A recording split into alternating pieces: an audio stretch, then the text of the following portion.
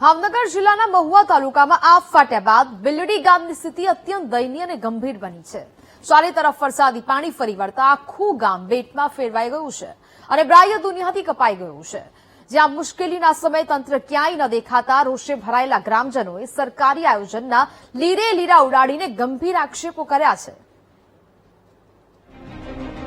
ભાવનગર જિલ્લાના મહુવા તાલુકાના બિલડી ગામમાં છેલ્લા 2 દિવસથી વરસી રહેલા અવિરત વરસાદે તબાહી મચાવી દીધી, જેના કારણે સમગ્ર ગામ પાણીમાં ગરકાવ થઈ ગયું।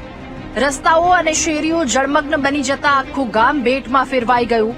અવિરત વરસાદના લીધે ગામની બહારની દુનિયા સાથેનો સંપર્ક સંપૂર્ણપણે કપાઈ ગયો। પૂરના પાણી ગામની પ્રાથમિક શાળા, આંગણવાડી અને સરકારી દવાખાના જેવા સરકારી ભવનોમાં પણ ઘૂસી જતા પરિસ્થિતિ અત્યંત ગંભીર અને ભયજનક બની છે। સ્થાનિકોએ હાશકારો વ્યક્ત કર્યો હતો કે આજે રવિવારની રજા હોવાથી શાળા બંધ હતી, નહીતર માસૂમ બાળકોના જીવ પર મોટું જોખમ આવી પડત। ગ્રામ પંચાયતની ઘોર બેદરકારીથી છૂટા છે, કોઈ અત્યાર સુધીમાં આવ્યું નથી। અહીંયા લોકોની ઘર વકરી ગઈ છે, બરોબર।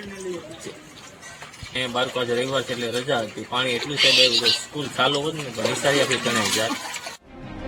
આ આકાશી આફત વચ્ચે ગ્રામજનોનો આક્રોશ વહીવટી તંત્ર સામે ફાટી નીકળ્યો।